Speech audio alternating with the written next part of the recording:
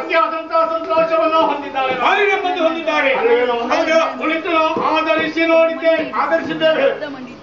ಆಧರಿಸಿ ನೋಡಿದ್ದೇವೆ. ಯಾವುದನ್ನ? ನಮ್ಮ ಅಕ್ಕನ ಸಭೆಯನ್ನ.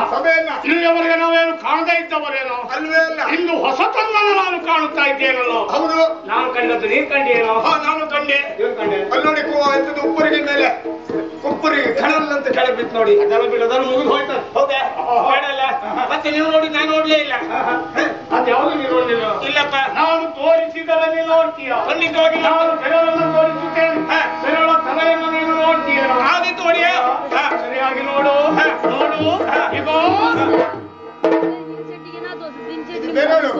ಬೆರಳು ತಲೆಯಲ್ಲಿ ಉಗುರು ಬಿಟ್ರೆ ಬೇರೆ ಏನೂ ಇಲ್ಲ.